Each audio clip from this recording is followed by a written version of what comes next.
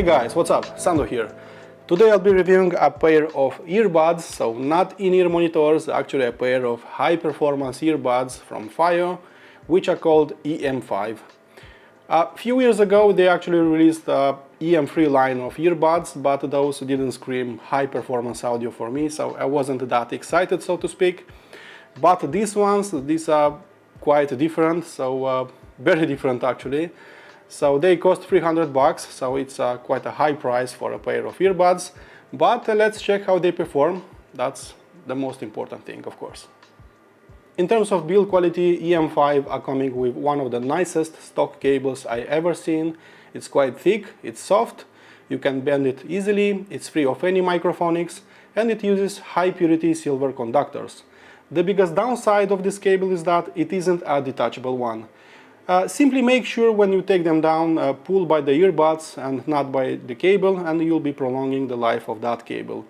As for the EM5 itself, its shelf was made using 3D printing technology. It's made out of medical grade resin, it's quite durable, it is not prone to color grading, and it's gentle when touching your skin and very comfortable long term. Their shape is quite unusual.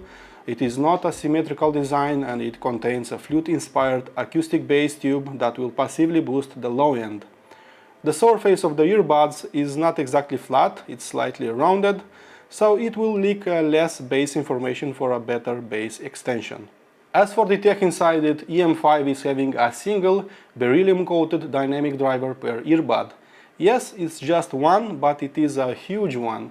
With a diameter of 14.2 mm, it was important to make it lightweight but also extremely rigid, so a super thin layer of beryllium was applied to its driver surface. You should know that beryllium is widely used in high-end audio, as FiiO, Focal, Paradigm, Yamaha, Magico and TAD are all using this in their headphones or loudspeakers for its excellent acoustic properties and durability. Having a single driver in there means that there isn't any passive crossover that will be splitting the signals of different frequency ranges, meaning that EM5 will preserve the analog signal in its purest form possible. As for the comfort, this is where EM5 are winning lots of ground compared to any other IEMs.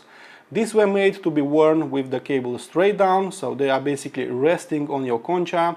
They apply zero pressure on your ear, and that medical grain resin is very skin friendly with its smooth and slippery texture. I can wear IEMs for maximum 2 hours straight, but I can wear EM5 for the whole day, no problem. Okay guys, let's check how they sound. When I'm receiving a new pair of headphones, be them portable or not, I always try to test their limits first, so feeding a much stronger signal. And at about 95 to 100 dB, some headphones are starting to heavily distort, simply because those drivers can't handle so much power. Sennheiser Momentum line is a very good example, and also Sony WH-1000, so those wireless headphones, are also a very good example. They start clipping at high volumes, they start heavily distorting, and having simply a very bad driver control. But these small things are handling all that power so bravely, so easily. Even at 100 dB, they don't distort absolutely at all. They sound extremely controlled, yet very smooth, relaxed, very mid-centric, with a healthy dose of mid-range presence. I was actually very surprised by the capabilities of these small headphones.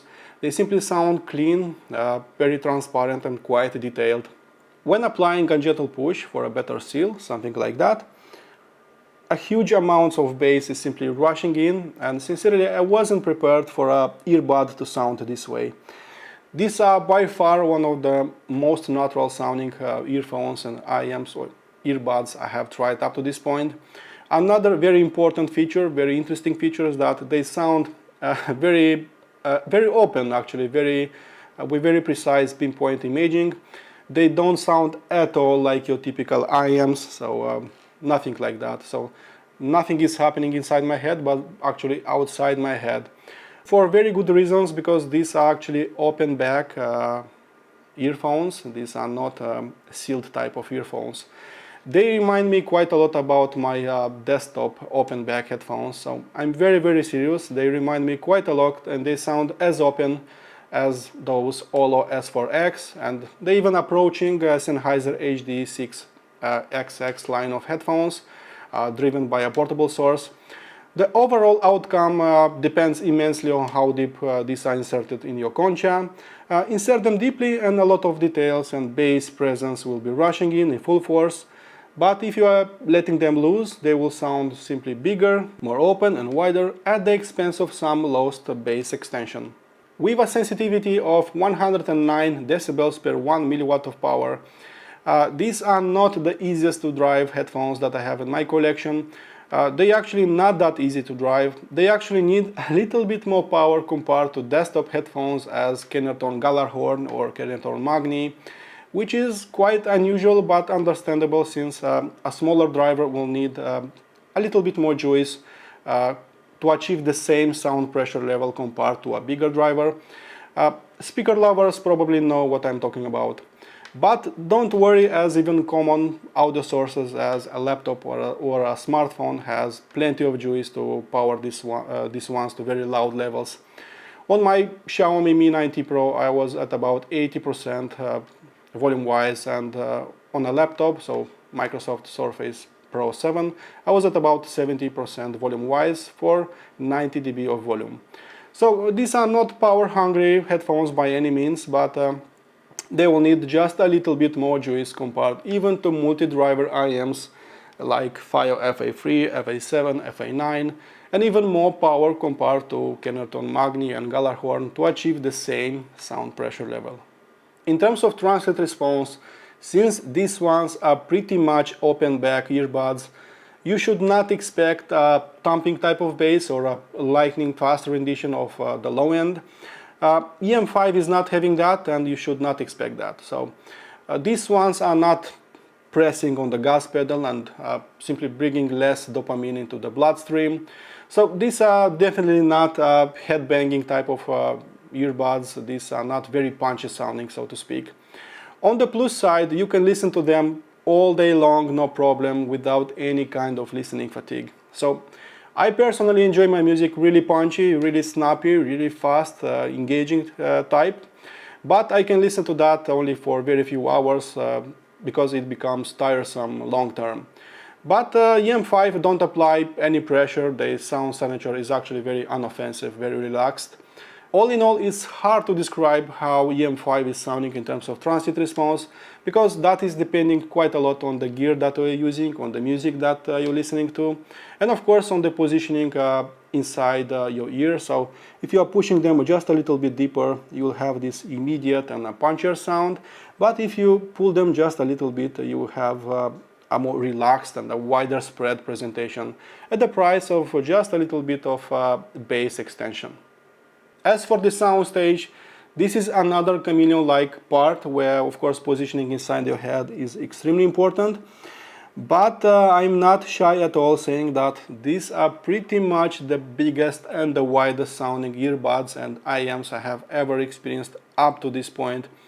They sound much bigger compared to any multi-driver IEMs I have experienced.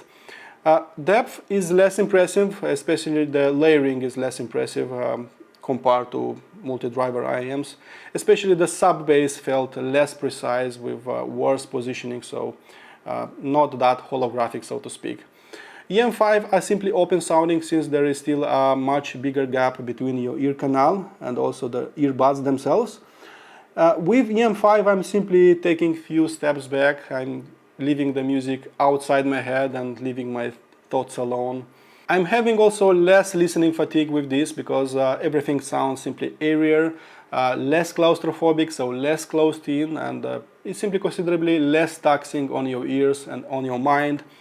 Just don't expect a huge soundstage that is pushed in all directions, but a very decent one that will offer a comfortable listening experience in the long run. I think this part alone is one of the reasons why would you choose an earbud like this in detriment of an IEM that simply puts everything way too upfront, way too aggressive with some particular music. As for details and transparency, I do think that the driver inside the EM5 is a very capable one, so a very high performance one, so to speak. And I went through a series of tracks from Chesky Records, from Stockfish Records, reference recordings and others. And there is no denying that EM5 can show you small subtleties, small nuances in your music. I can easily hear those micro details in a quiet environment, and EM5 is not shy at all and at showing them off to me. So the only range where I feel that EM5 is not didn't feel that extremely detailed sounding was actually the sub-bass region, where there is simply was less detailed sounding and with less authority, of course. And also the upper treble felt a little bit relaxed sounding, so subdued a bit. That worked as magic and, in long listening sessions. But starting with mid-bass and finishing with mid-treble, EM5 was simply a very capable earbuds. But don't expect these to be detailed monsters, because EM5 are not. There are still few things in the frequency extremes, so sub-bass and upper treble, which I didn't hear very clear. Okay guys, so moving on to the frequency response. I want to tell you that bass is actually the biggest shapeshifter in here. Because of course it depends on your source material, on your amplification, but most importantly on what foams you'll be using them with. So I'm using right now bass foams, which will be enhancing the low end, but even with this I can call them having an amazing bass extension, so it will not awake subterranean bass, it will not reach lowest octaves as 20 Hz. I did enjoy my electronica and my rock and metal with this, but that was mostly due to its much better mid-bass performance. It simply enters the spotlights more often, and I do think that EM5 is actually very good in this region. It simply felt more forward, but also clean and also defined, with a decent amount of texture and contour. Bass slam was missing in action, so to speak, so I felt smaller doses of it in here. Now the mid-range presence is something really special, and probably the best part of this headphone. I'm pretty much sure this is the best part. It's always bold sounding, it's warm sounding, and it's considerably meatier sounding compared to all armature drivers, IEMs, for example. Mid-range simply took 2 steps forward, and you'll be listening to it most of the time. So it offered gorgeous voices, all string instruments sounded really lifelike, so with slightly longer decay, it offered that smooth, relaxed and natural sounding mid-range. So I swept through all my jazz, blues and acoustic music, and it was simply a delight, nothing more and nothing less. Treble is quite extended, so I still can hear things happening in the top octave. But sincerely, EM5 doesn't have the best treble extension. So compared to the FH7, FH9 and also compared to the affordable FH3, I'd say that EM5 have more on the smoother side, so with less bite, less sharpness, less treble presence. I've said it before that EM5 are simply smooth, easy riders, and that is mostly because it roll-offs that frequency extremes. So sub-bass and upper treble have been rounded, so you'll be mostly focusing your hearing on the mid-bass and also on the mid-range section. So treble performance is fine, so cymbals, bells, tambourines had a decent amount of treble and pretty good extension, but they weren't that clear and defined sounding to me. It depends a lot on the listener really, but if you really despise anything that has to do with excessive ringing and brightness, I think that EM5 could be your perfect earbuds. Unfortunately, this will be my first headphone review, which I'll be not posting a full set of measurements, simply because mini DSP ears can't work if there isn't a perfect seal between its ear cavity and the earbuds themselves. In a freestanding position, it simply recorded a non-representative frequency response, and there is no point of posting that in here.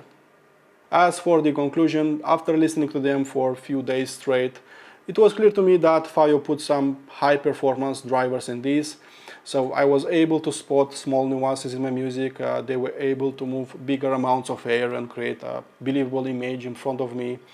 The most important thing that I liked is that everything happened simply outside my head and they never really asked for my full attention. So I could easily multitask with this. I think that I can't do with regular typical IEMs. So you can get this for $299 directly from FiiO store. I'll put a link below, and you can try your local distributor if you want. Okay guys, I hope you enjoyed my review. My full in-depth review is waiting on my website. In case you want to support this channel, please subscribe to it, and thank you for doing that. And as usual, listen to my music, be positive. I'll see you soon. Cheers guys, bye bye.